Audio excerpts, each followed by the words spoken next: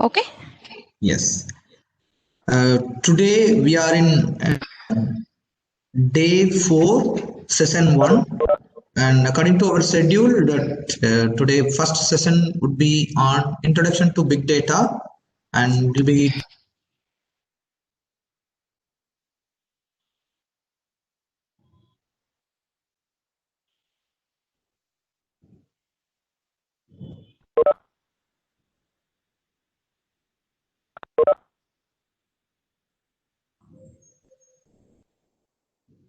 Yeah, there's actually no voice from the host.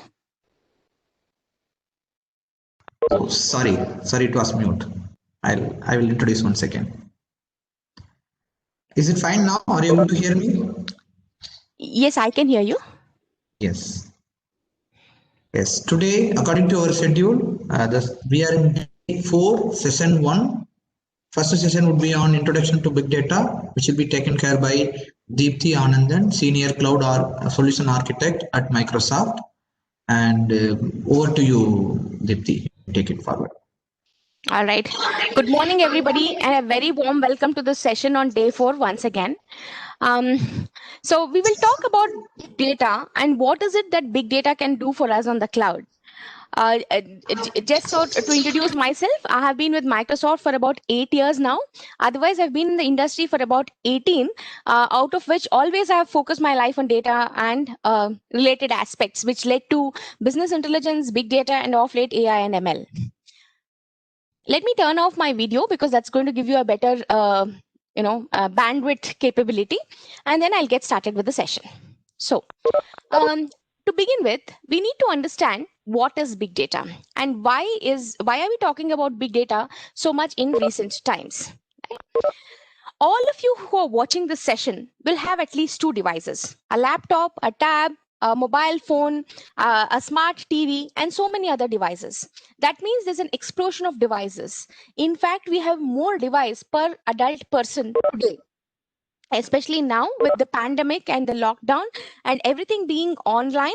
I think every kid has a mobile phone or a tab or a laptop as well.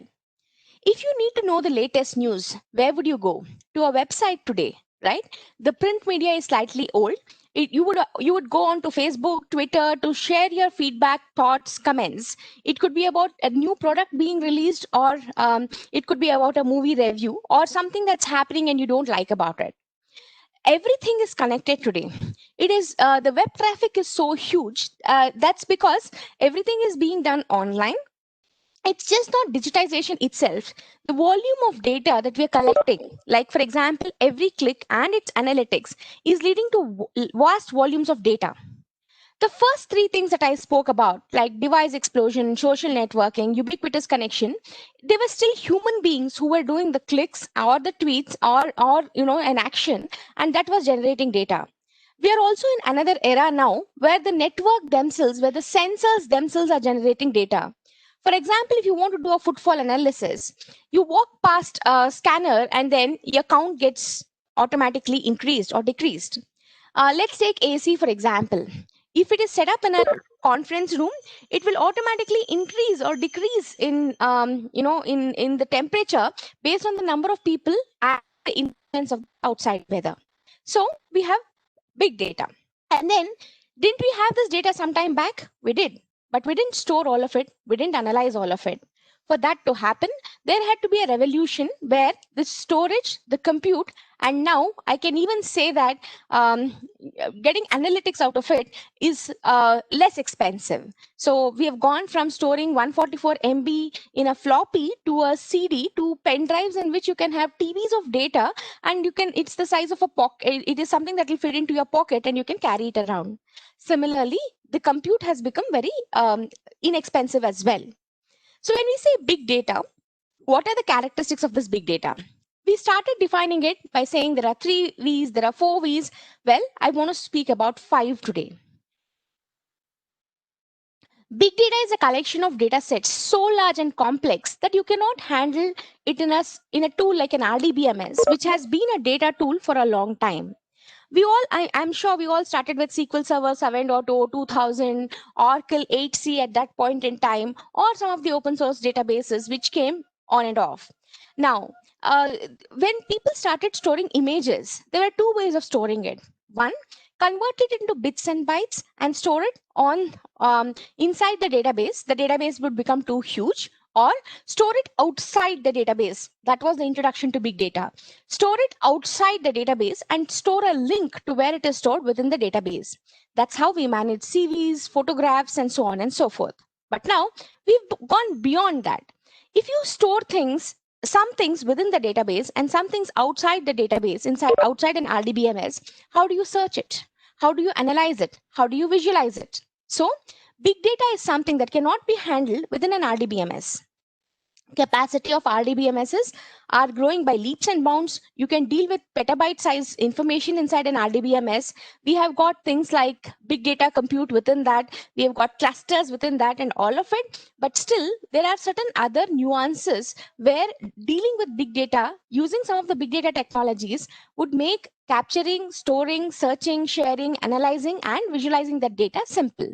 So we have enormous amounts of data, like online behavior of the social networking users, samples of medical ailments. Now, this is something that's got newly added. If we have a symptom today, where do you know what are the symptoms of corona and what's happening? Probably social media. And every user who's got well or somebody who's succumbed to it, coming out and making video blogs, which is vlogs, right? So you understand what you have, what medicines would work. Purchasing habits of grocery shoppers. So when there is a push made to by certain brands or even offers introduced, it is not that it is just a random one. There's a lot of customer segmentation that happens, and then the purchasing habits of the grocery shoppers are determined.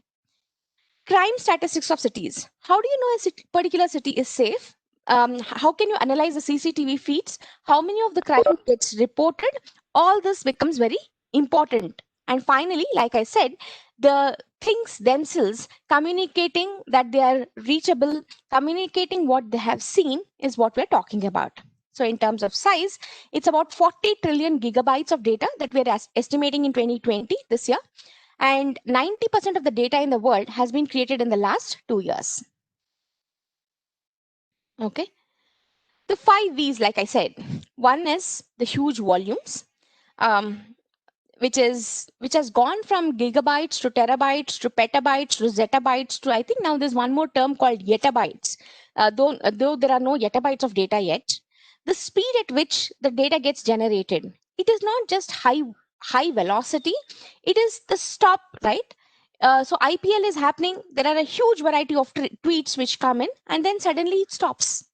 There is elections which happen. It could be whatever happened recently in India, or it could be the US presidential elections. There's a lot of discussion around it. So you need to analyze it. You need to look at the trends, and it suddenly dies down. That means look at what's happening to the resources and the variety.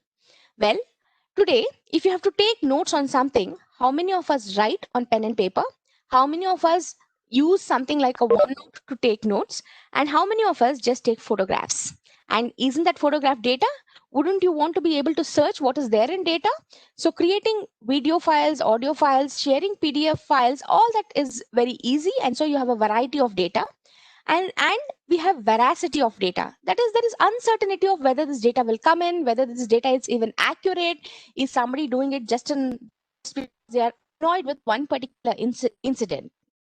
Now, if you have to deal with the 4 V's, we have to unlock the value that it can give us, and that is the value. If we cannot get value out of big data, it's not going to be very useful. So here is an example which has been quoted multiple times, umpteen number of times, ever since big data pattern mining examples have been given. So people analyzed what did people in the 1990s, the customers, bought, and they discovered that beer and diapers were bought together. Why? Because for the first time, people were able to track at the point of sale what all is getting sold. Most of these happen to be university students. I mean, obviously there was bias in the data, and or recent graduates who were married and had small kids. Well, they wanted beer for the weekend, and they also had to buy diapers. Now, Would you give a clubbed offer on the two of them? Probably not. But then it's important to know that this is the trend, and in about 5 years, the diaper sale of this generation will come down, but then they will look for something else. And that is how the small stores around the corner of your house or at the doorstep of the university will have everything that is needed. When I was going to school, there was a shop which kind of sold it all. He would know that day that everybody would need a graph sheet or a map or something like that. So it was that the insight that he got from what the demand was and the stock that he maintained for that was very invaluable.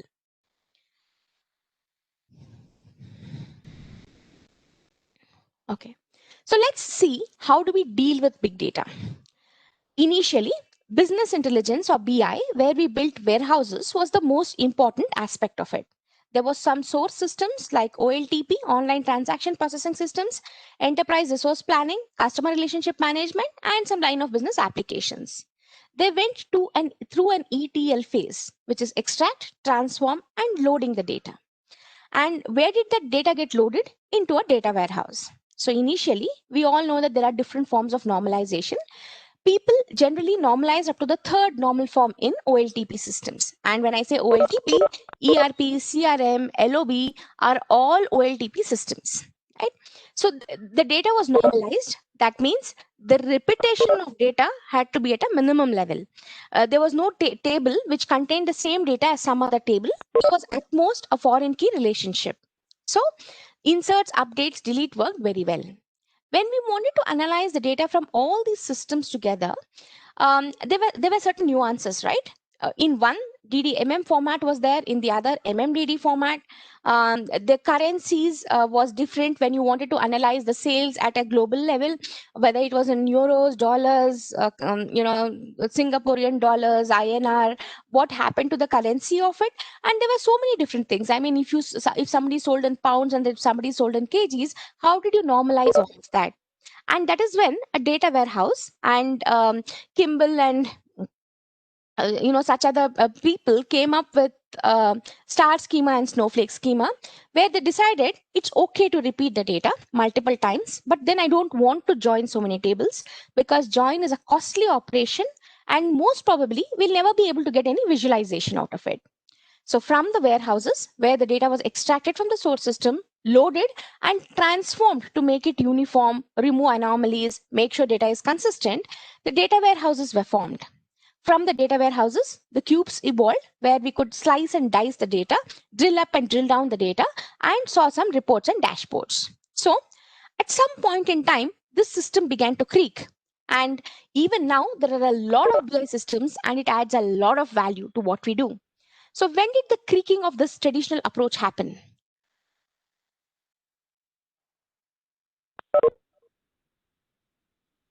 One, when there was increasing volumes of data. This was good for GBs of data. When it went beyond it, and when we're saying there is going to be 40 zettabytes of data by the end of this year, this system is not detailed enough to handle this kind of information. Second thing is, one of the nature of the data warehouses was there was a nightly ETL job that ran.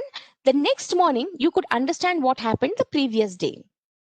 So essentially, the BI system was a batch processing system. Well, we kept saying the batch needs to be faster and faster. So we refresh certain tables faster, but it was not still real time. Now we need to know what is happening now. And when I say now, it is like what's happened between 10 o'clock and 10:15. Right? And the real-timeness of data is not something that can be handled because you're moving this data from a source system to a data warehouse. This movement takes time. This transformation takes some time. And by the time the reports are refreshed, there could be a slightly bigger lag than what we want in type of real-timeness. And then the third thing, right? The types of data. When we spoke of OLTP, ERM, CRM, ERP, CRM, and LOB, most of the data were numeric or characteristic in nature. Some of the characteristic data was also ignored. For example, if we collected feedback, a verbatim feedback, we gave more importance to whether people gave us a 3, 4, or a 5 rather than understanding what is the feedback they gave us, because we didn't have means to understand that feedback. But now, with data coming in from devices, with data coming in from sensors, with so many hashtags in the social media, there were new types of data which was not meant to be stored in a data warehouse. And lastly, there was a lot of data which was born in the cloud itself, which needed a different method of handling it. And hence, big data became the solution for it. So it goes without saying, as the volume of data increases, the data complexity also increases, right? But the value that you can get out of it also increases. So when we deal with MBs of data, it was contacts. How many contacts do I have on my phone? Do I have on my Outlook? Do I have in a list with phone numbers and email IDs? What is happening to the payroll? Probably used once a month. Hence, there was lesser volumes of data in that. Then came in the mobile era, the e-commerce era, where people understood all that was happening with every click, and then the data grew to gigabytes.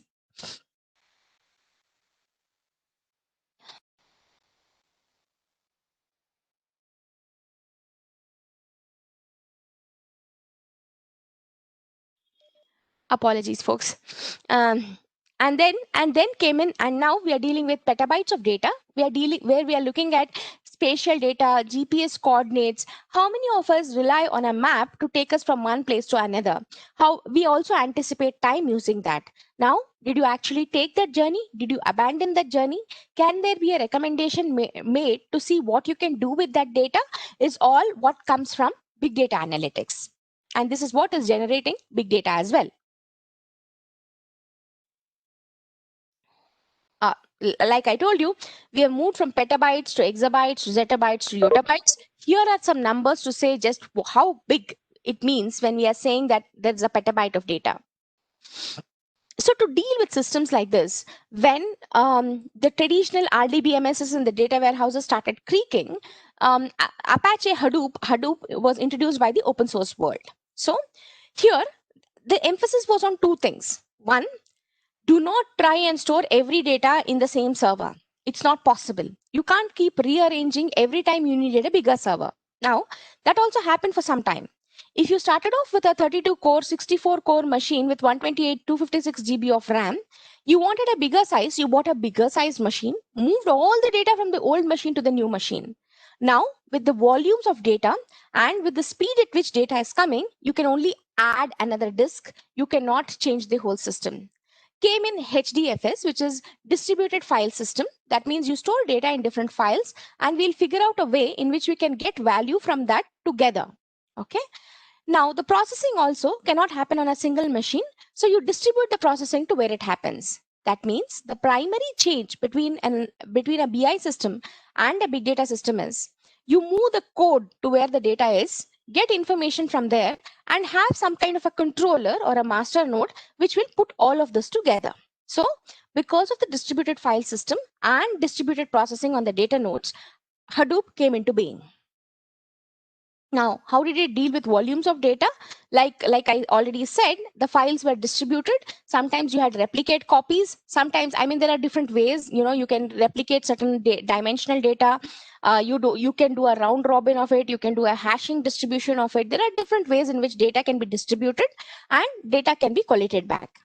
The second thing that it had to do was with the variety of data. Like, for example, sentiments. How are people analyzing a new product that you have released? Do they like it? So mostly hashtags, feeds, Instagram, and so on and so forth. Then comes the click stream. Now people can come in. Okay, when Amazon was new and all people were putting things into cart, unsure of whether they want to make a transaction. If you left it in the cart for about 24 hours, you received an offer. If you check out in the next 1 hour, you will get X% of discount, or you will get this free, or shipping will be faster, or something like that.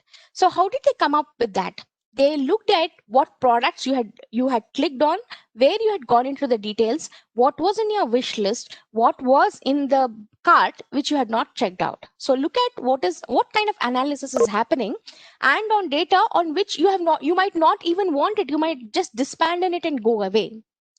And then comes in the streaming data. Right? Continuous measurement of temperature, continuous measurement of heart rate, continuous measurement of BP, and so on and so forth. Geographical analysis, like what I said, we rely on a map or on our handheld devices to get us from place to place today, and server logs. The amount of information that we can get from server logs was ignored. We only looked at it for troubleshooting, but now you can use it for planning as well. And plenty of data is unstructured with web pages, emails, and documents. And a distributed file system, which is like a blob store or a data lake store, can hold everything, and hence big data can handle all this variety of data. The velocity of data, right? Whether the inputs came in from an application, a device, an event broker, there could be some amount of streaming processing which happened instantaneously to say what happened in the last 5 minutes, whether any anomalies, and you have to process that data, which is possible in big data systems. So how are we dealing with this volume, velocity, and veracity? By using things like Falcon, Scoop, Flume, WebHDFS. We'll talk about this in a bit of detail. And accessing that data using either a batch process or a script or a SQL script, a NoSQL script, search, and so on and so forth. When we have the governance and the data access piece, obviously there has to be a security piece to look at authorization and access, and a way in which everything can be managed and monitored. Okay, so the Hadoop portfolio of objects included something on the data governance, on data access, security, and operations. So just to tell you, these are all called the animals in the zoo. Each one of them is named after a particular animal, and there are certain differences between them. But when we say a Hadoop platform, it would include one or more of these components. So Hadoop is open source, right? And all these things like Pig was another group of bunch of developers who released it. Oozie was released by another set of developers. So what did some companies like Cloudera do? They took all these different pieces, okay, put it together and said, Yarn 1.3 will work with Spark 2.3, and I'm offering this as a managed service. So there was somebody who had tested what's happening in the open source world. That means your code would not break. It gave you certain migration paths as well, and helped control what's going to happen in the future with some managed services. And thus, newer versions of Hadoop were formed, and Cloudera being one of them. Okay. So what happened in these things were, instead of doing an ETL with limited set of data, you went ahead and you did just the ingestion piece. That means you first moved the data, what needed to be moved, and once it was inside a data lake, then there was some amount of transformation that happened. Okay. What is this big data analytics market? In about a couple of years, it's going to be 21 billion, not something that we can let go of. 27% CAGR, the growth rate is in excess of 25%. And most of this is going to happen on the cloud. Right? Enterprises wants to adapt open source. Hadoop is open source. And there are a lot of plugins which come in, like, Presto, H2O, Dataiku, etc., which are emerging. And all this are leading to the big data market growing at a much faster rate, and people adapting big data also quite easily. What's happening to this Hadoop system which existed so far? Well, if you were following the news, there's a lot of struggle which is happening because of the traditional problems. Data is growing so fast. How do I anticipate how much of hardware would I need? How much of compute would I need? What about the data security, data access? And if I run out of capacity, what would I do? Would I have to invest a lot in CapEx? And the newer the installation challenges, the monitoring challenges, and so on and so forth. So the on-prem Hadoop system is, when we say the compounded growth rate is 27% and 41% is going to happen on the cloud, the on-prem ratio obviously is decreasing. And hence, we introduced HD Insight. So what is HD Insight? That's a big data system like Hadoop, powered by Apache Hadoop. So Microsoft is one of the biggest contributors to open source open source community. It is powered by the cloud, and because of the cloud, there are so many things which are integrated into making HD Insight what it is today. Okay, so what does HD Insight offer? HD Insight supports Hive, which is one of the ways in which we can write SQL-like queries. So a lot of data can still be in the form of rows and columns. If you needed a language where you can do things like count, sum, average, and so on and so forth, then you could use Hive language for that. Now, there are different versions of Hive. It gives you much faster results because it is in a distributed file storage system. So Hive helped us in writing SQL-like queries supported by HD Insight. Now, if you wanted to get performance gain on it, this is not a traditional system to write a primary key or a foreign key. There were certain other engines like Thales, which you could add on to it to gain performance betterment. Then comes the columnar databases. Not every, what are these columnar databases? Traditionally, if you stored student and 5 properties of students, tomorrow if you wanted to store a 6th property, you had to go and alter the table. That is a structural change. Now, instead of doing that, if you just introduce a metadata and put it in the same columns, that is, you don't change the structure but store it, your querying would have to be different, and that is what was columnar databases. You stored everything in columns. Now, the downside of the upside, the benefit of this was you didn't have to change the structure. You could store as many entries as you want. The database was also thickly populated. When I said thickly populated, there were not too many empty rows, right? For example, if there's a new feature in a car dashboard and you decide to do it for all the cars that you have sold, and all the cars sold, 5, 10 years ago, 12 years ago could not even have this feature, you still have an empty column. It is hardly going to have 20% of data to begin with. So the rest of the places are empty, which leads to, more space, more difficulty in searching and so on and so forth. So the columnar databases eliminated that. But if you had to get all the information, you have to do a self join on the table so many times that there was a huge compute problem, right? Now, these things, the columnar databases are still useful in certain scenarios, which is fastly being replaced by key value pairs, but still there is HBase, which is available in the open source community, and HD Insight supports HBase. Well, there is nothing without machine learning these days. The end goal of everything is, can machines think like human beings? Can they take decisions on our behalf? And how much of an accurate recommendation can they give us?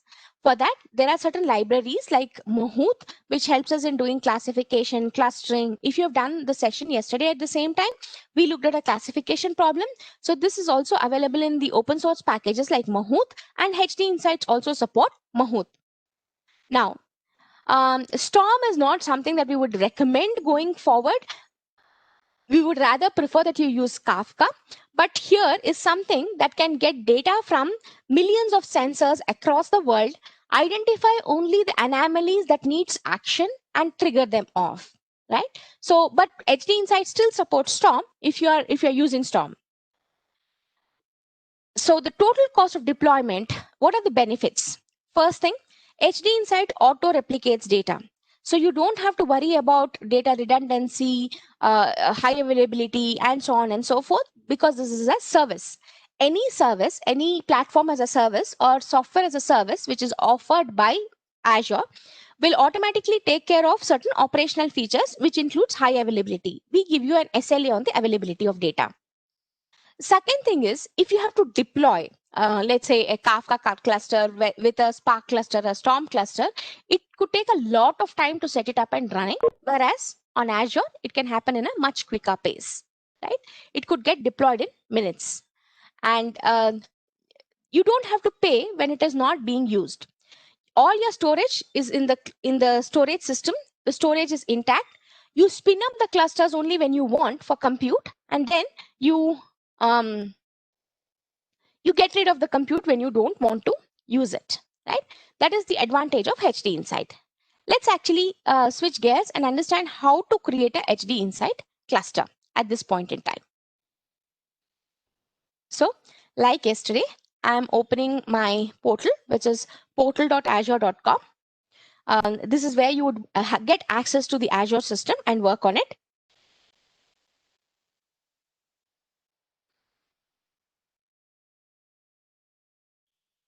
I would say create a resource, which is what I would recommend that you do as well, and type in HD Insight.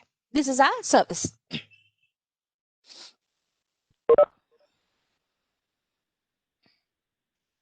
Okay, this is Azure HD Insight. So I'll click on this Azure HD Insight. It tells you what it is. It's a big data service that Microsoft brings, which is open, which is you know which is compatible with Apache Hadoop. Now, what are the advantages of why you should not be using Hadoop but HD Insight? We'll talk in the remainder of the session. But I want to first spin up a cluster so that we can understand what happens in this cluster. Okay. Now, the other question, is HD Insight the only alternative we have on Azure? Definitely not. We support Databricks, we support Cloudera, we support Hadoop itself, we support Hortonworks data platform, which offered big data on Azure, big data using Windows systems as well. Most of this happened to be Linux based as it evolved. And then it opened doors to a lot of C# developers who could use big data systems with the knowledge that they have. Okay. So I will go with HD Insight here, which is completely a cloud-born product. We don't have an equivalent on-prem. So like yesterday, you look at the subscription. You will probably have access to 1 or 2 subscriptions, your college subscription. I have access to more than that. So I will choose a subscription that I want to use. A resource group just groups data together. Okay, it will tell you whether this belongs to production or this belongs to development environment. So only developers have access to that environment. Otherwise, production environment, fewer people have access to. You could also say that these are people who are working on applications. These are people who are working on data, and only the data people will have access to that, right? So I will use an existing resource group, okay, and put whatever I create over here. We have to give our cluster a name. Let me just call it College Fest. Now it will check if this name is unique. It will come back with a minute or two and tell us if this name is unique. The name is unique, so we can go ahead with it. Azure is available in 54 regions across the world. It is available in India as well in 3 data centers, like you can see South India. I would prefer that my deployment sits in Singapore, which is Southeast Asia. So I will choose this. Now comes the most important thing, which is the cluster type. When do you use what, right? Hadoop is used for jobs like, Pig, Uzi, and so on. Hadoop, one of the advantages of Hadoop is, we said you don't need server class machines. You can store data in the normal Hadoop system. When that became a bottleneck by itself, Spark was introduced. Spark did everything in memory. Okay. Then came in an ingestion system like Kafka. Well, and like I mentioned, you could go with a NoSQL database using HBase. And then we have interactive queries or LLAP, which is low latency analytical processing. That means these queries could take slightly longer to run, but it supports very powerful languages and Storm. You could select what you want to, including an R server. Well, for the purposes here, I will choose Spark. Most of big data processing these days happens on Spark.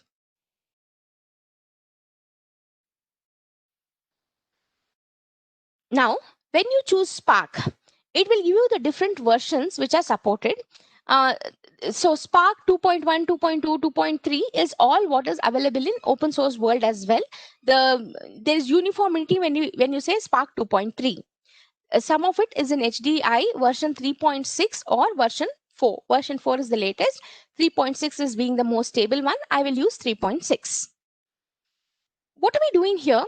We are creating nodes. We are creating VMs, virtual machines. So you need a way in which you can access them. So I will put in a username and password.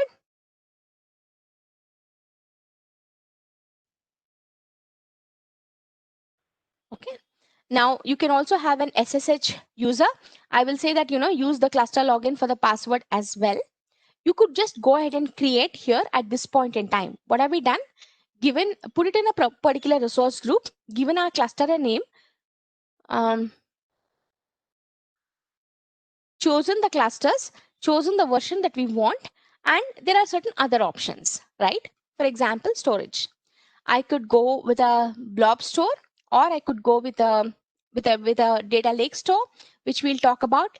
If you want to capture metadata, like whatever Ambari will give us inside SQL database, you could create a separate SQL database. It's going to become available over here, and then you can choose it so that all your metadata is available in SQL, which you can query easily.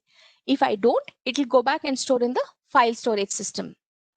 Then any of the PaaS services. Now, this is something that gets asked to us as a question often. How secure is it? Whatever you do on-prem, VPN, subnets, firewalls, all that can be set up for a PaaS service as well. Okay, so you can decide whether you want to add which version of transport layer security you want to use. I don't have any VNets at this point in time. Which VNet should this be a part of? What should happen to encryption in transit? What should happen to encryption at rest? When you say I want to enable it, it will also give you an option to say, how will you enable it? Will you use IPsec? What is it that you will do? Right? So there are a lot of security components which come in, and then comes the configuration and pricing. So the head node, when you spin up a big data cluster, there's always a head node and a worker node. The head node, you cannot change the number to anything other than 2, right? If you change the number to anything other than 2, I mean, basically there has to be high availability and disaster recovery for this. So the number of nodes will always be 2.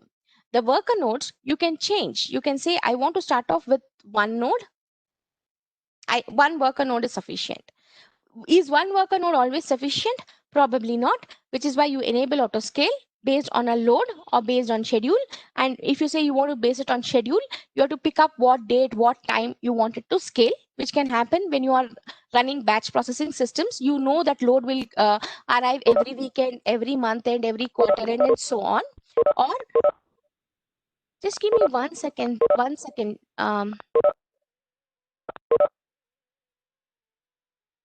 I think there are a lot of chat messages. I want to make sure if there is any issue.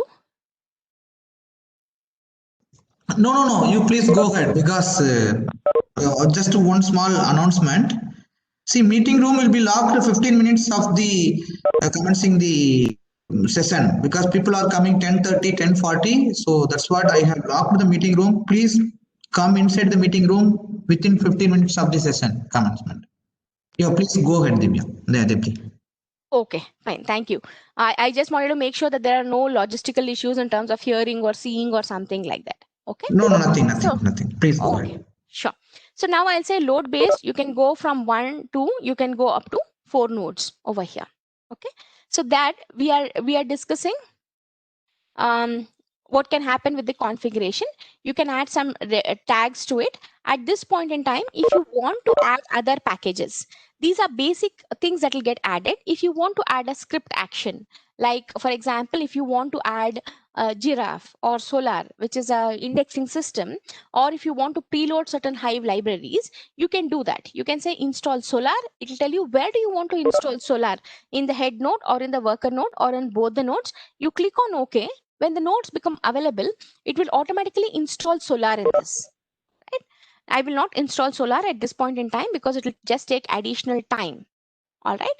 And then I'm going to say, let's review and create this. I mean, there are various options that you can see.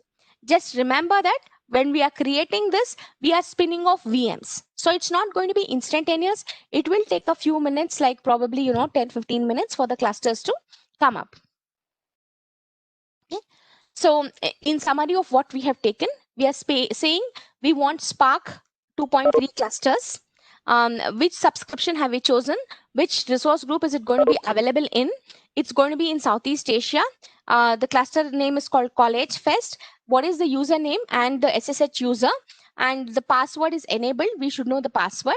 What have we done on the security piece? What have we done on the storage piece? And what kind of cluster configuration have we chosen? When I click on create, it takes in the,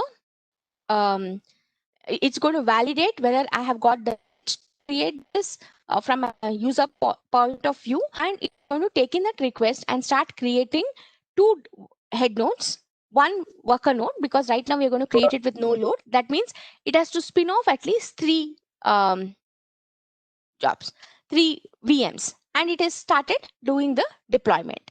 We will come back and keep visiting this to see what all it has deployed and what can we do with what has been deployed. Now, while this deployment will take a few minutes, let's go back and see why we should be using HD Insight.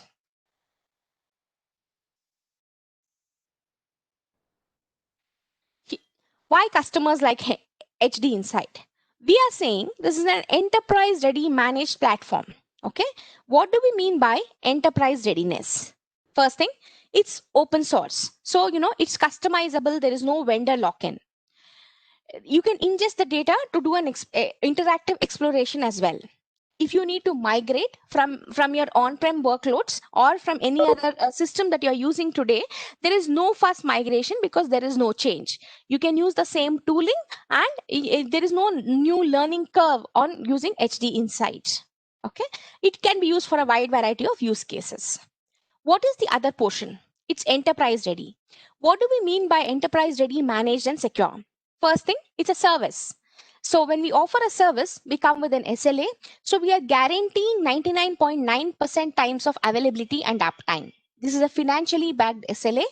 If it is not available 99.9% of the times, you get certain financial kickbacks.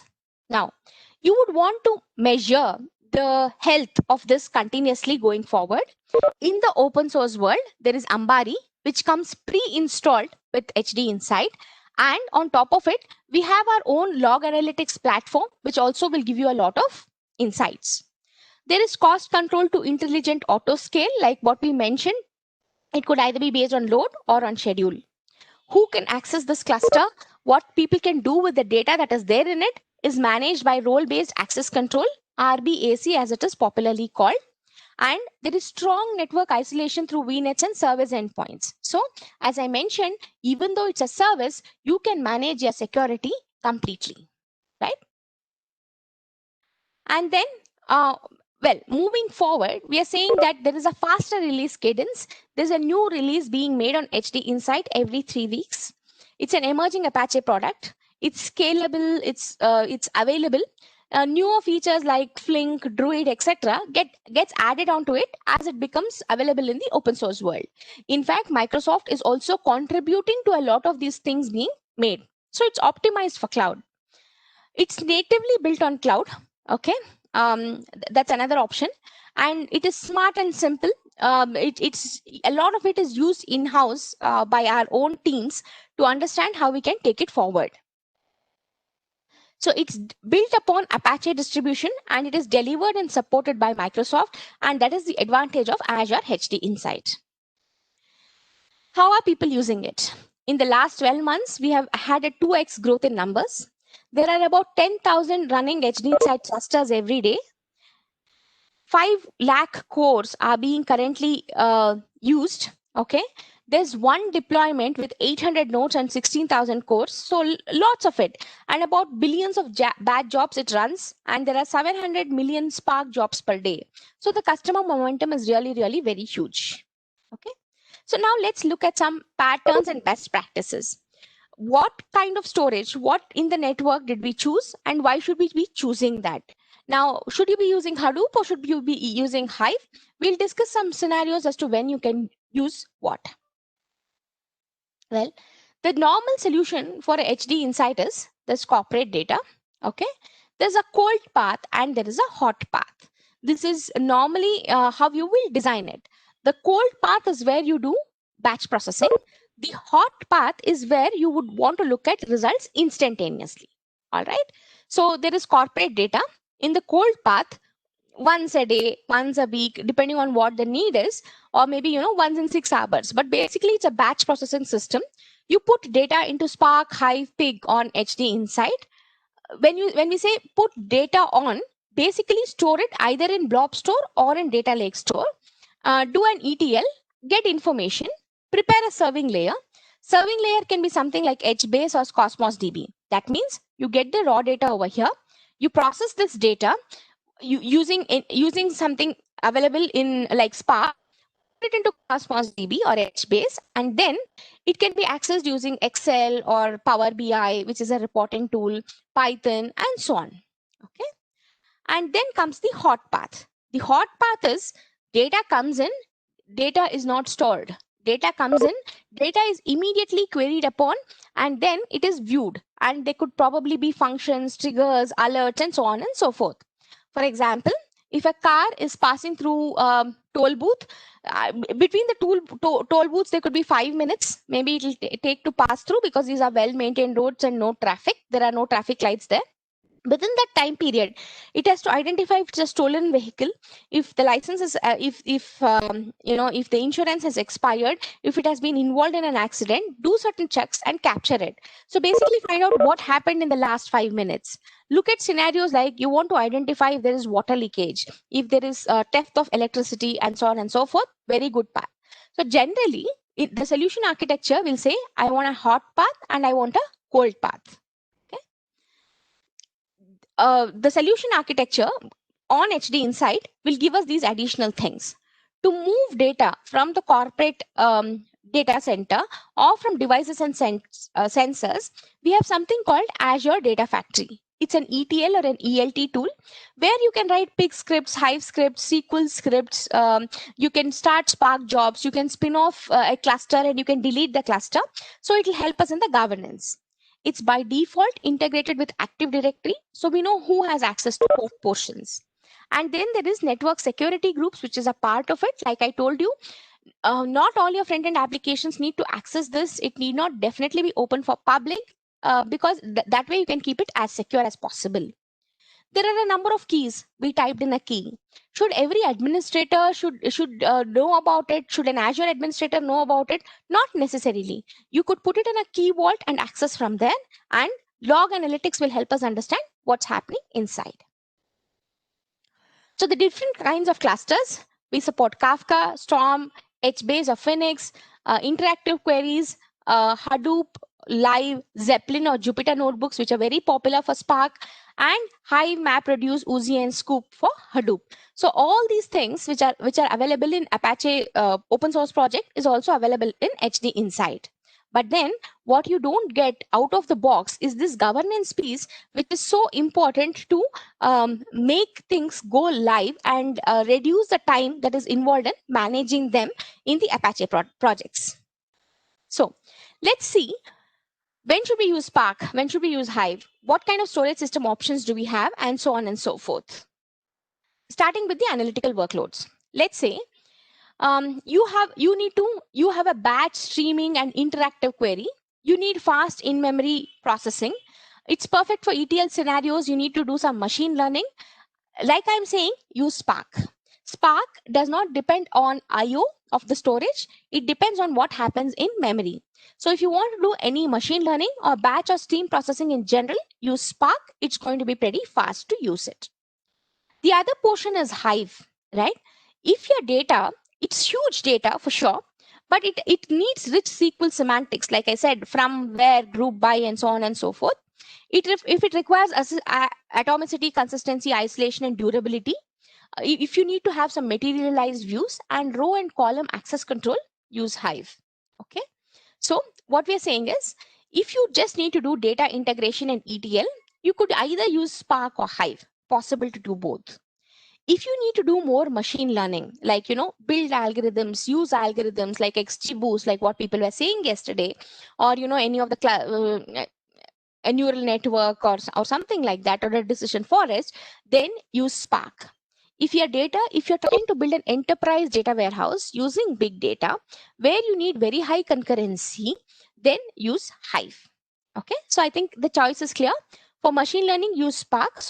For machine learning, use Spark. For building a rich data warehouse where you need SQL semantic support, use Hive. If you want to do just data integration and ETL, you could use either Spark or Hive. Now, Spark streaming or Storm. Okay, where do you use this? Like I told you, if you need to do social media processing, order processing, use Storm. But then if you want to do like what is happening in the last 5 minutes, we have certain terminologies, right? Tumbling window, rolling window, what's happening every 5 minutes, what's happening in this window, in this period. I'm not interested if the temperature, I'm not interested if everything is working well. I want to know only when there's a weird noise. I want to know only when it is performing slightly slower, right? For those kind of things, use Spark streaming. Okay. The community adoption of Storm is decreasing. So we would recommend that you use Spark streaming if you're trying to define anything today. Then comes the storage system. What are the choices that you have, right? ADLS Gen 2 or Blob Store. These are the two choices that we have. So when we started off with big data systems, we said you can use server class machines for everything that you need. You can use the normal storage machines, normal server machines. You don't need any specialized hardware.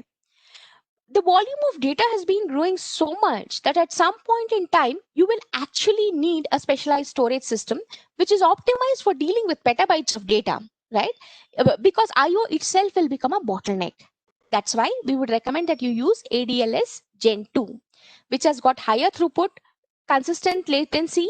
You can automatically rename. There's a hierarchical object store, and this is recommended for analytical workloads. Now, there is an ADLS Gen 1 and Gen 2. People are using Gen 2. There are a few adapters which are available in Gen 1, not on Gen 2. But in most cases, ADLS Gen 2 will fit the bill. So especially because those connectors are not there, if you're using Blob Store, okay. But then if you have a choice to use ADLS Gen 2, use it, because the compute is going to be much faster. The reads and writes are going to be much faster. And there are also certain other objects in the way that hierarchical object penetration happens. So we would recommend that you use ADLS Gen 2. Now, we have got a write ahead log val. Okay, so you can write to premium disks as well, which we have as a part of HBase accelerated writes and reads. Now, if you looked at this, we said that you can also use HBase for writing and reading, but it is sensitive to latency spikes, so you cannot get a characteristic, always consistent behavior from it. The recommendation is use ADLS Gen 2. What about the security piece? Well, security is always the onus of security lies always on the person implementing it and the user. Okay, so Azure itself will provide responsibility at the physical infrastructure. You don't have to worry about which machine, which building it is stored in, what features we'll have to work over there. It will also give us the virtual infra security. Whereas anything beyond that, like for example, the network security, the onus lies on both, right? We will have to configure the VNet. We will have to create the inbound network security groups and restrict the outbound traffic. So there is platform features which is available as part of network security, but it's the responsibility of the customer, or in this case, the person who is developing the application, to implement the network security features that is available. So also operating system security, right? When you create a new cluster, it will come with the latest patches. But if you have a cluster running for a long time, you have to ensure that the OS patching happens on regular intervals. And you will have to periodically do certain maintenance activities around that as well. Again, app and middleware. We even give Solar audit check policies. You can configure through Ranger. Who can access, what can be accessed, but that needs to be set up correctly. So there are platform features, you will have to set it up. Okay, as in, we wouldn't know in an organization who needs access, so there are certain roles. You have to configure the roles and see which person needs access to which role. And then comes the data access security.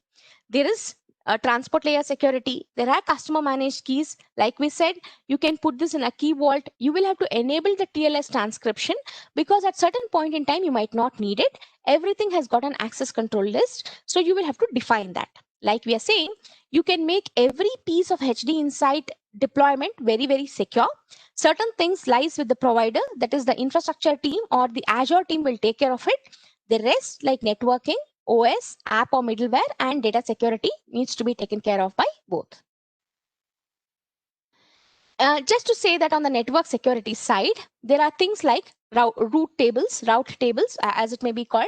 So you know who, this is the cluster, right? This is the head node, this is the worker node. All this is in a sub node. Okay. Now, this can be, there is a management resource provider. So it will decide who has to have access, whether Alice can access, is in a particular IP range and can access the route table or not. There is also a firewall subnet. Okay. And so every user will have to have passwords. There could be new users. They will have to have multi-factor authentication. So there will always be an OTP which is sent, or some other form along with just typing in a password for better security. So I don't think there could be any questions on security. Let's look at monitoring. Like I mentioned, Apache Ambari is used in the open source world. It takes care of metrics like CPU, memory, disk utilization, certain alerts, and monitor the queue capabilities. Okay. We have got a HD Insight cluster metric, which will look at gateway request trends, cluster size to monitor costs, set up rules and trigger actions, which we will see once our system becomes available. We also, so this is just to help us analyze. We also have got log analytics, from which you can create custom dashboards, look at CPU utilization and so on and so forth. You can also look at specific metrics and logs to see if everything is fine. So what we are saying is, Ambari alerts and metrics and log analytics, okay, it will help you monitor everything in one place. Anything like SSH logs, Ranger audit logs, Ambari audit logs can be analyzed within log analytics. So there's a lot of monitoring options apart from what you just get from Ambari. Cost control. When we set up the machines, the worker nodes, we went from 1 to 4. How do you do it? We can also look at the size of the machines. Okay. So see, these are all different types of machines, right? A series, D series, E series. Sometimes 16 core, there's not too much of a difference between 112 GB of RAM and 128 GB of RAM. Okay. When we are speaking of this volume, when we are speaking of multiple machines, but 16 core is key. If you look at the pricing price differentiator, there is certain price differentiator, and with 112 GB of RAM, the temporary storage is also higher. So we are saying sometimes look at the cost of the machines like this, so that you can choose one with a lower price. In the same region, there's a price difference. For example, in India, Central India, Mumbai is slightly more expensive than Western India and Southern India. It could be because of the premier, the price that people will have to pay for the space, like rent in Mumbai, or it could be that, the cost of certain management and maintenance is difficult, right? So we are saying that if you're in the same region, would it really make a difference if you're in Mumbai or in Pune, or even for that matter in South India?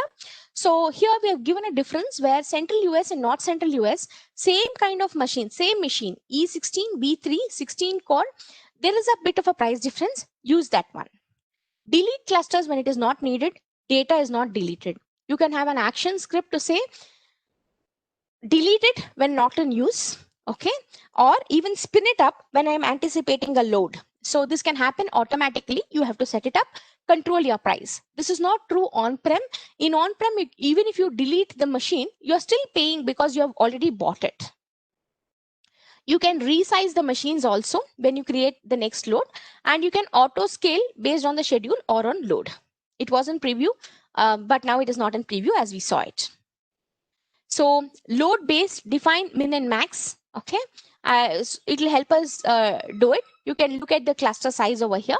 You pay only for what you use. You monitor and see whether all your VMs that you have set up are being used. If not, you can take an active action on it.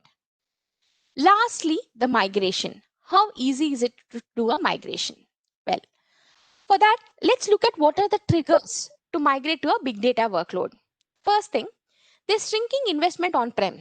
Who would want to maintain a data center now where you invest in hardware, where you invest in software, where you invest in power backup, network backup, and keep everything wired together? It's becoming an increasingly complex task and a more difficult task. See, it's not the price itself, right? If you want another, let's say you have a personal laptop, you want to increase its RAM or even just the storage. Okay, it's not the price, but it is the get a quotation, get somebody to come and fix it. There's downtime of your laptop. When for a laptop, we are saying there is so much of work to be done. Imagine maintaining these data centers. Uncertainty in the future support. Well, CPU machines no longer suffice. If we are doing big data analytics of images, we need GPU machines. An i3 and i5 that you bought today may not suffice with what will come out in the next year. So also the software. If you install 2.3 today of Spark, you don't know when the new version is going to come up and how long it will take for you to upgrade. So the total cost of ownership tends to be pretty high. You cannot do so much of a cost control or even performance control. Why performance control? Let's say you want to run a parallel activity to see if this will work. You have a theory. Now, if you have to clean out the entire machine, reinstall everything, run everything, it's not going to be easy. Imagine testing scenarios before you go live. You may need multiple environments to come back and say this is working fine. Compliance. Well, something that I did not mention yesterday, we have got a trust center. The trust center will tell us what are the different kinds of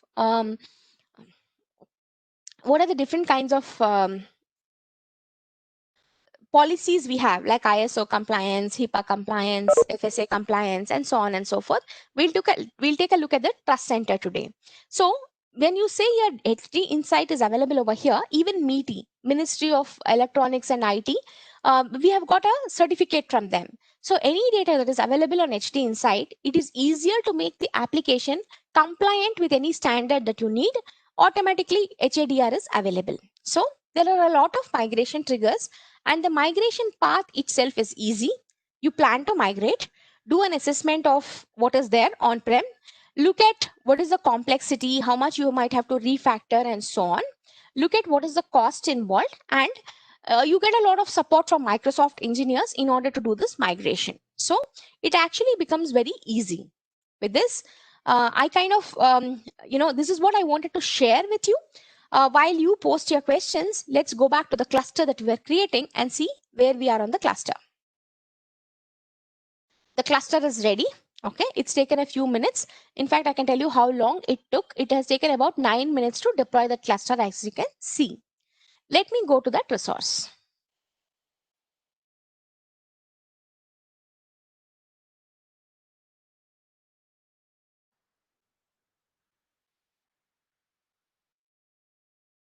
This is the beauty of this, right? We even have a Spark history server.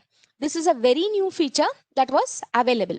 So this is in the overview page. It will tell you if you want to go to any dashboards. Right now, there is no information that we have. But if I click and say go to this,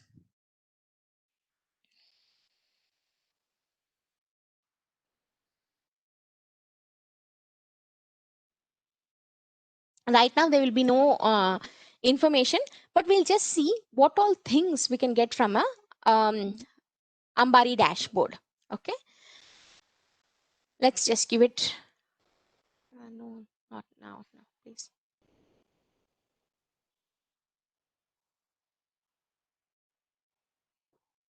Here's the dashboard.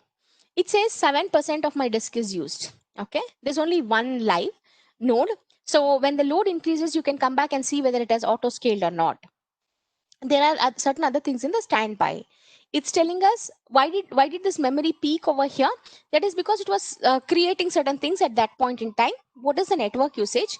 What is the CPU utilization? How many clusters are there? What is the name node heap?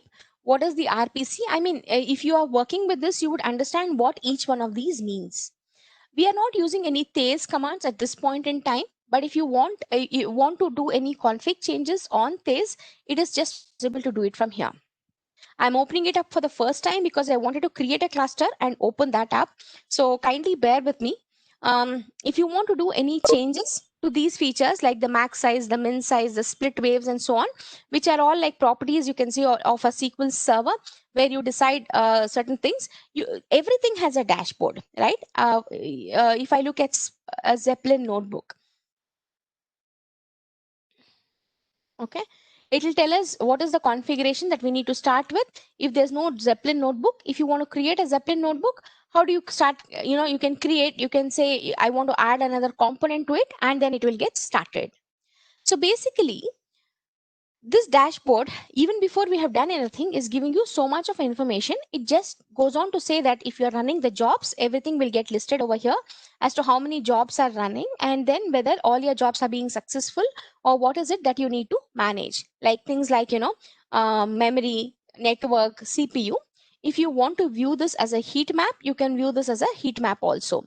Just select the metric that you want to use. You say that I want to just look at CPU utilization right now.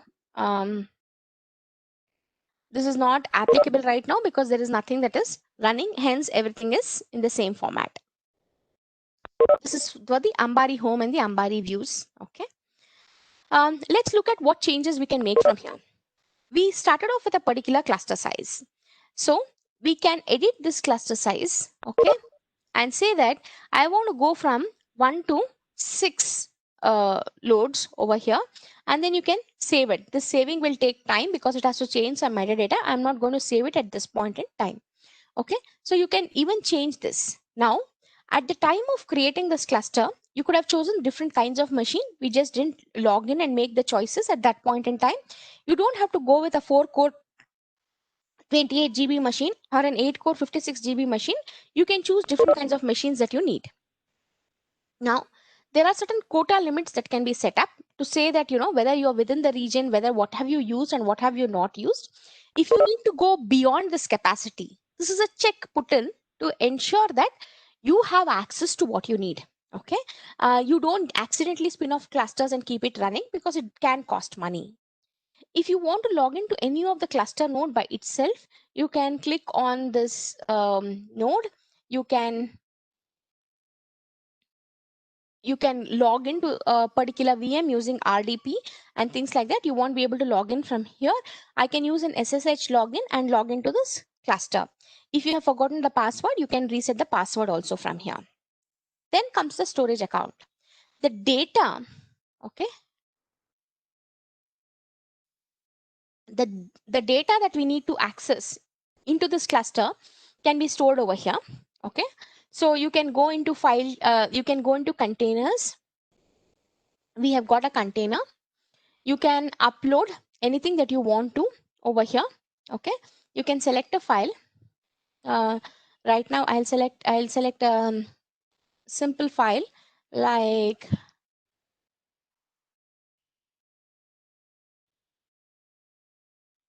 I just say customers because this would be a dummy file that I would create, and I'll upload the file. Well, you cannot upload all files so easily. This finished uploading, as you can see, because it was a file which was in KBs, but there are ways and means by which you can use PowerShell and put this up over here. So you can upload the data that you need to over here and work on it.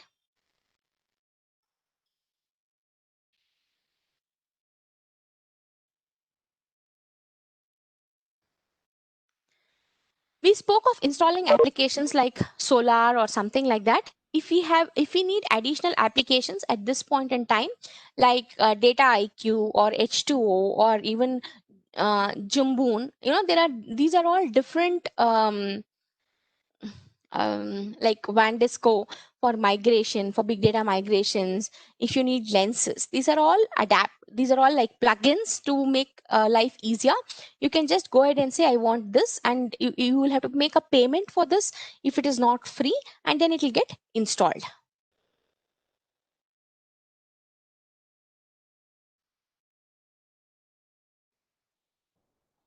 Okay. Then comes the script actions. What scripts you would want to execute, where, and at what point in time. Okay.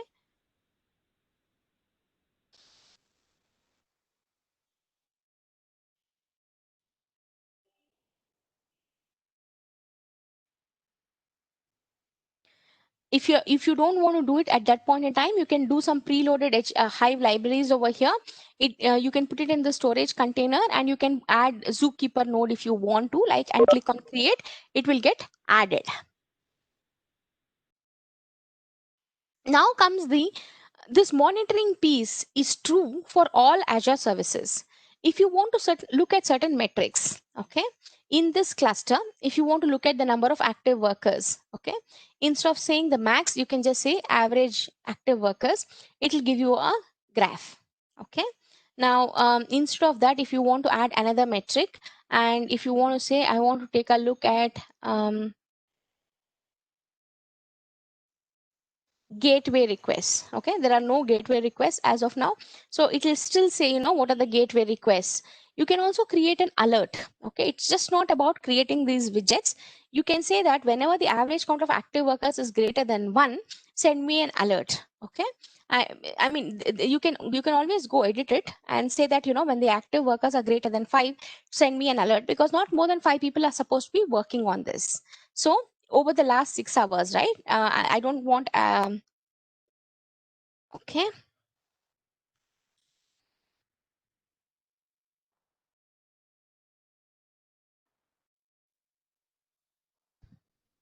How, at what granularity you want to run it, at what frequency you want to run it, and say done.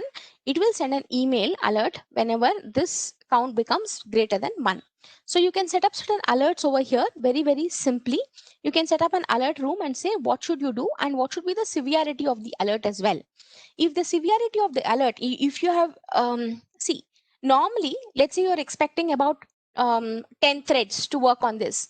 If suddenly 100 threads work on it, and it is not $1 million sale, there is no Amazon shopping festival, there is no, sudden traffic that you anticipate, you can assume, or you can take certain precautions, making sure that there is no attack, right? And at that time, you can bring down the server, you can log off, you can forcefully log off all users. There are certain other precautions that you can take to ensure that everything works well. So you can enable, you can create you can create an alert rule upon creation as well. So this is kind of what we have on the HD Insight space. Everything beyond this, you can log in, you can, and anything beyond this, you can actually go and explore yourself. There's only so much that we can do in a session, but you can also grant permission to people over here. You can say, I want to be the user managed, or you can say that I want to add a role assignment. I want to select a role like I am the owner, and I want to add myself as the owner.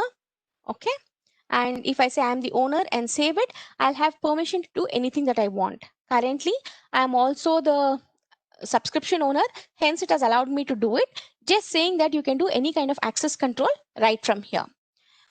Hopefully, this has given you a good insight on what is possible on HD Insight and why we should be using HD Insight. So we are just saying that the open source analytics in the cloud is growing. HD Insight, Databricks is one of the ways of looking at it. Both of them are managed services on Azure. We give a single billing to it. So get deeper understanding on HD Insight and migrate to HD Insight as well. Okay. Here are some links where you can go and access HD Insight, more information on HD Insight. Let's look at the questions. I'm going to go off screen share.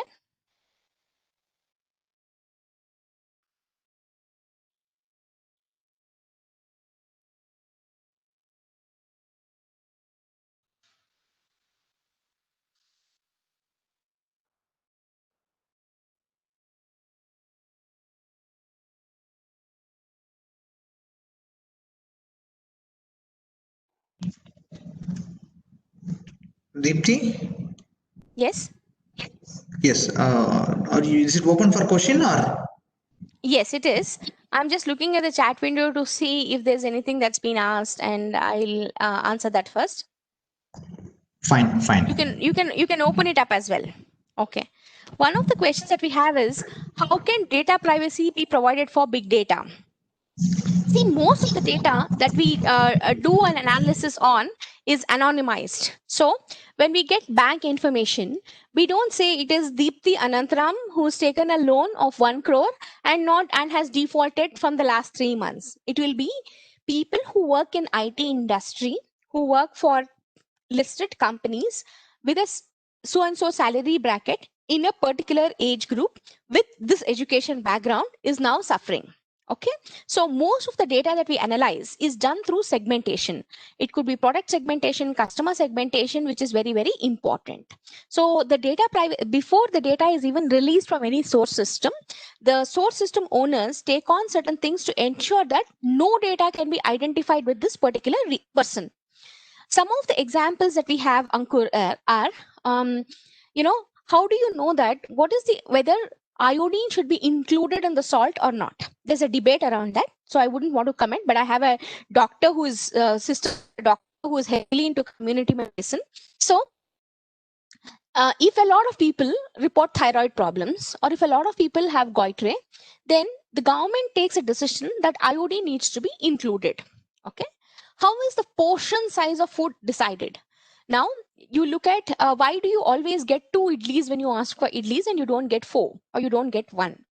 That is based on the average weight of an Indian. What is their breakfast? How many calories would they need? Now, if you give 3, would there be wastage? If you give 1, would it be sufficient? Most probably, people will not go in for a second one. So there are a lot of cases like this where you decide what is safe, what is not safe. Whether polio needs to continue, the pulse polio program needs to continue or not.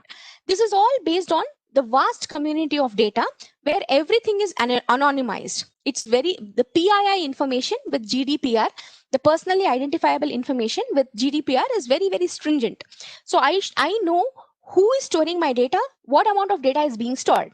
Now, probably my phone knows a little more than what I wanted to know, where I go, how I go. Can I manage to turn the location off? There are people who do that, but there are people who don't do it for convenience sake. So when that data goes from my mobile phone, it will be that an average person in Bangalore is doing this in this particular thing. So you can find out things like during the lockdown, have people become more active or not, right? It is all anonymized data. Hence, there is privacy for this data. Even clinical research happens like this. For example, how dangerous is cancer? Should cancer be treated in this initial stages? Should we wait for something else to happen? Okay, so privacy is not an issue, and I'm assuming that privacy on Azure is not a question at all.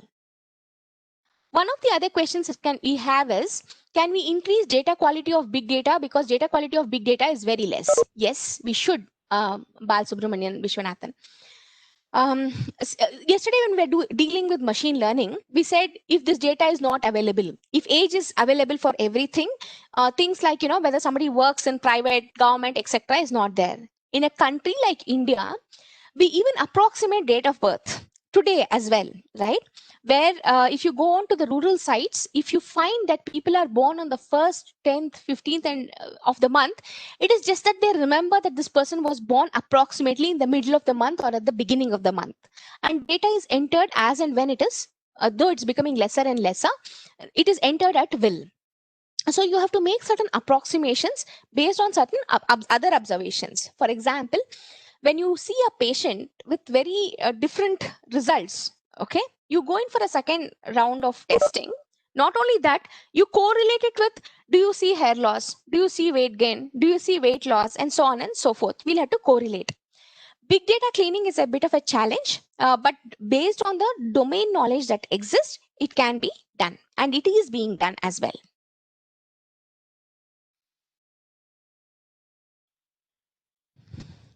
What are the methods adopted to data redundancy?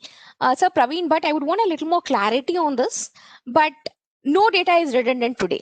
So when we came up with this example of beer and diapers being sold together, it's like mining an ocean. You don't know what you will get. Okay. When it comes to big data, the more the merrier. But obviously, if you put in junk in, then there could be it is going to be junk, right? So we are always looking to discover more things about a person, about a product, about their preferences at any point in time. So there is no redundant data. But if you have a particular use case to solve, for example, if you're doing customer segmentation, you might not need to know some features about me. I think I mentioned this example yesterday as well. So if you're storing your employees' data of all people in the college, you might want to store the date of birth, the gender, what subjects they are interested in, what sports do they play, and so on. You might not capture their weight because weight changes quite drastically. You might not capture their length of hair, right? You might not capture certain other features as well. But depending on what type of analysis you're trying to do, ask the retail industry. Should people know whether I'm overweight, underweight, am I gaining weight, am I losing weight? Yes, absolutely. Market research is in a totally different field. Why do we have so many weight loss clinics around? Why did we have so many skin whitening creams around? It comes from research that people want to look fair. Okay. And whether the mindset also keeps changing. There is information that is given across to the world and things like that.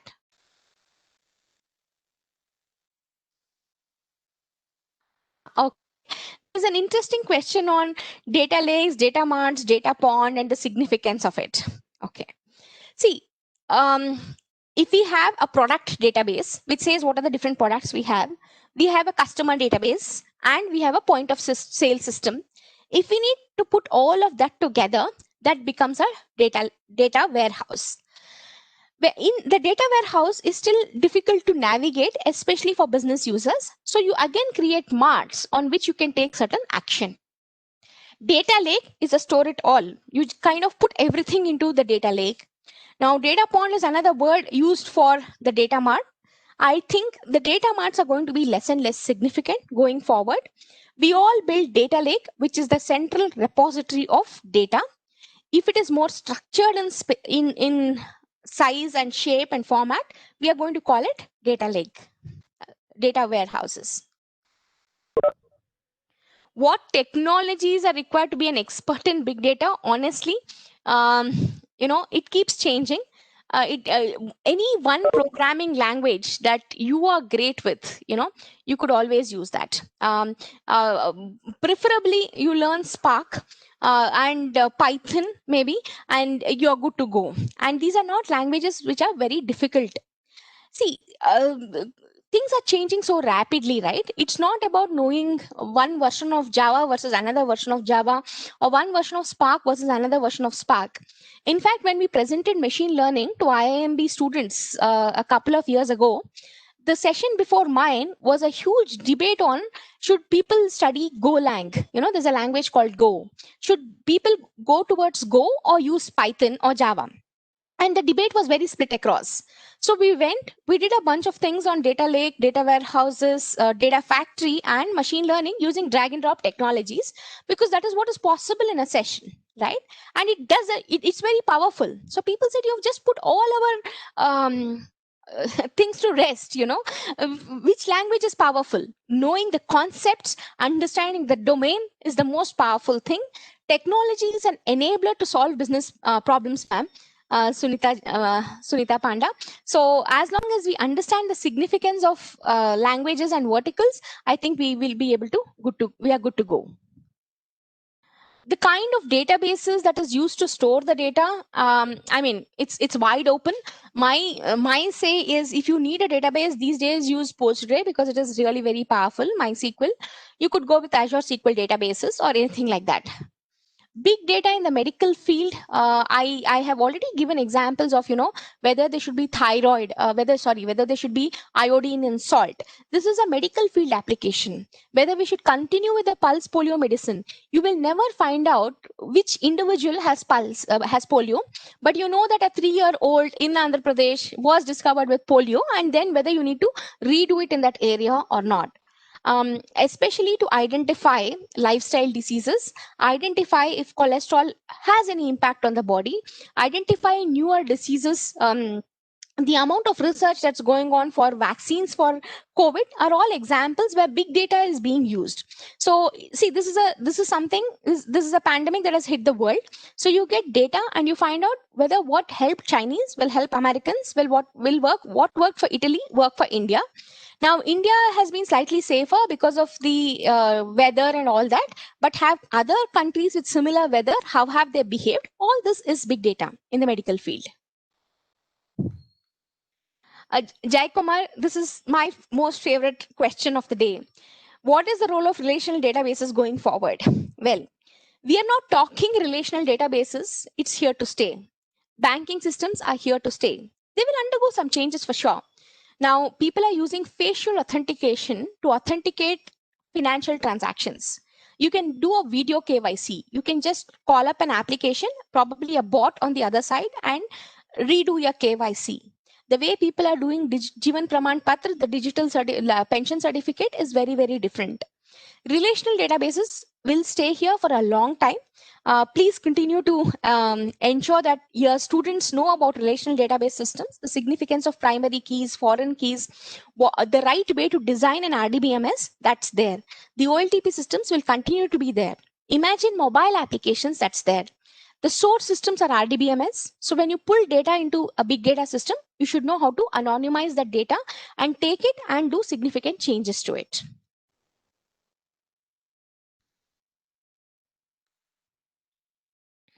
Okay, thank you all for people who have enjoyed this session.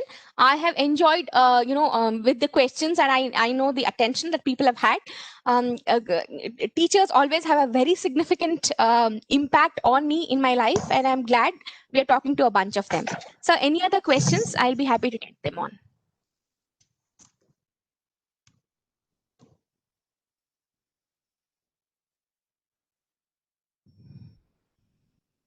Hello. Thank you, Dipti. Again, it's given one more wonderful session. I'm glad people are into it. Again, like yesterday, if there's anything that we need to have a deeper discussion about, feel free to connect to Microsoft. We're always invested in this, and this is the one place where we get to learn a lot as well. Thank you so much.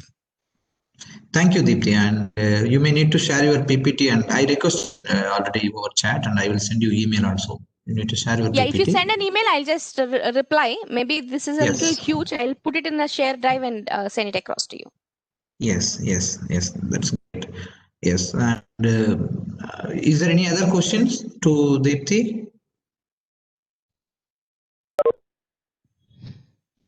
Yes, you can leave, Deepti. Thanks a lot. Thank you so much. Thank you.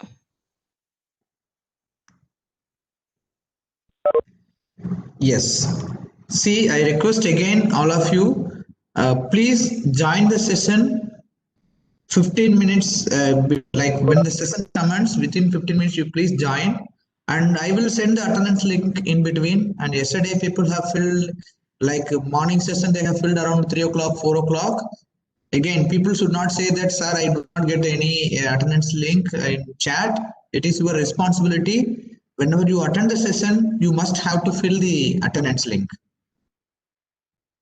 And we will send attendance link in minutes, like 12 o'clock or 12:30 in between the sessions. You please fill within 10 or 15 minutes so that it will be great. Yes. And thanks a lot. You can leave now and come back at 11:45. Again, 12 o'clock, your session will be closed. Yes, 11 o'clock, 11:45, you need to back to the session. By 12, we will log the session. And in case of any technical issue, you please write a mail to me, or you can send an email or WhatsApp to enable your access. And people, because we have entered so much of discrepancy in the attendance, that is the reason we have logged, because people come and they are attending only 15 minutes or 20 minutes a session, and they would like to put up the attendance. And again, one more time, I would like to reiterate that you should have 80% of attendance and 60% of mark in the MCQ, like exam. Please keep it in your mind. You need to have 80% of attendance. Thanks a lot. Go, and you can come back at 11:45. Thanks a lot.